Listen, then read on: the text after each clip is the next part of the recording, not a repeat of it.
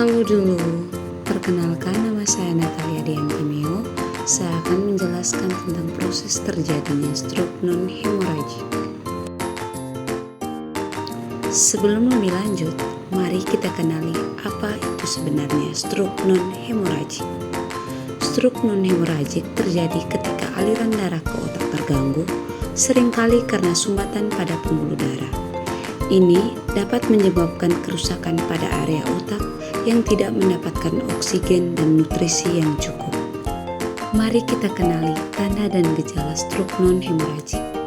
Yang pertama, nyeri kepala hebat secara tiba-tiba. Yang kedua, pusing, yakni merasa benda-benda di sekitarnya berputar atau merasa goyang bila bergerak atau biasanya disertai mual dan muntah. Yang ketiga, penglihatan kabur atau ketajaman penglihatan menurun, bisa pada salah satu mata ataupun kedua mata. Yang keempat, rasa kebas, yakni mati rasa atau kesemutan pada satu sisi tubuh.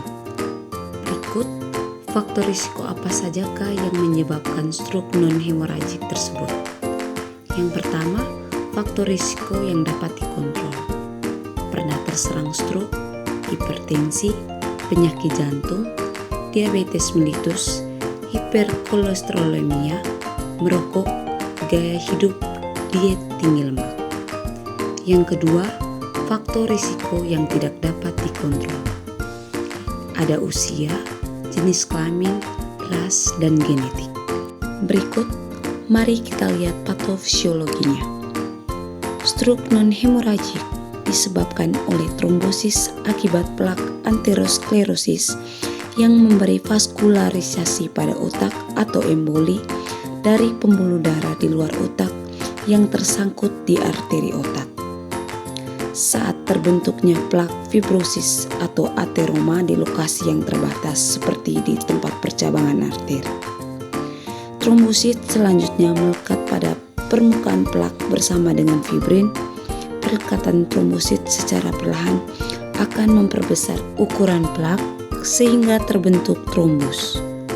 Trombus dan emboli di dalam pembuluh darah akan terlepas dan terbawa hingga terperangkap dalam pembuluh darah distal, lalu menyebabkan penggumpalan aliran darah yang menuju ke otak, sehingga sel otak yang akan mengalami kekurangan nutrisi dan juga oksigen.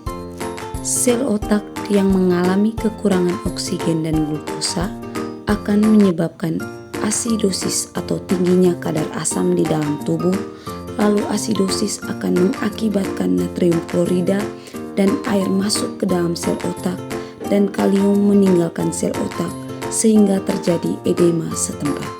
Sehingga kalium yang masuk akan memicu serangkaian radikal bebas sehingga terjadi perusakan membran sel, lalu mengkerut sehingga tubuh mengalami defisit neurologis lalu mati. Selanjutnya, gambaran klinis stroke non-hemorrhagic. Yang pertama ada gejala cerebral atau kontralateral. Biasa terjadi kelemahan, kecanggungan, atau paralis ekstremitas. Yang kedua, gejala okular atau ipsilateral. Biasa terjadi kehilangan penglihatan sementara yang digambarkan sebagai selubung yang menutupi lapang pandang.